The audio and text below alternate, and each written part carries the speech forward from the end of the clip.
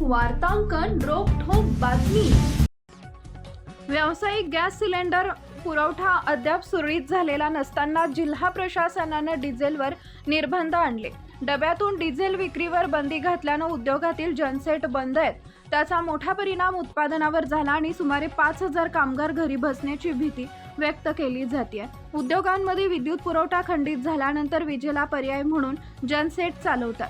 त्याला मोठ्या प्रमाणात डिझेल लागते, तेच मिळत नसल्यानं 8 उद्योगातील उत्पादन ठप्प होण्याच्या मार्गावर असल्याचे उद्योग जगतातून सांगण्यात आलंय। MIDC मधील मोठ्या यंत्रसामग्रीला अखंडित वीज लागते।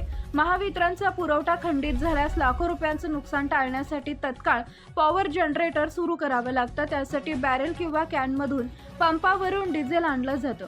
प्रशासनानं सुट्ट्या इंधन विक्रीवर बंदी घातल्यानं पंप चालक उद्योजकांना डिझेल देण्यास नकार देत आहेत, त्यामुळे अडचणी वाढल्या आहेत। पुरवठा विभागाकडे MIDCतील अनेक उद्योजकांनी बॅरेलमधून डिझेल देण्याची मागणी केली आहे। सोलापूर इंडस्ट्रीज असोसिएशनला पत्र दिलंय। 8 मार्चपासून 10,800 व्यावसायिक गॅस सिलेंडरचं बुकिंगच बंद करण्यात आले होते। त्यानंतर शासनानं आदेश काढून 50% व्यावसायिक सिलेंडर पुरवण्याची सूचना केली, परंतु त्याच्या मार्गदर्शक सूचना अद्यापही नाही।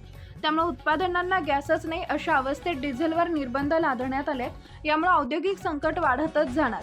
त्यावर तातडीनं तोडगा काढण्याची आवश्यकता असल्यानं उद्योगांसमोर डिझेल अभावी अडचणी निर्माण होऊ नयेत यासाठी त्यांची गरज लक्षात घेऊन योग्य व्यवस्थापन करण्याच्या सूचना प्रशासनाला देण्यात येतील। उद्योजकांच्या समस्यांची तातडीनं दखल घेतली जाईल अशी माहिती सोलापूरचे पालकमंत्री जयकुमार गोरे यांनी दिली आहे। महाराष्ट्रातील महत्त्वाच्या आणि ताज्या बातम्या पाहण्यासाठी आमच्या जय हो न्यूज चॅनलला सबस्क्राइब करा आणि बेल आयकॉन प्रेस करा।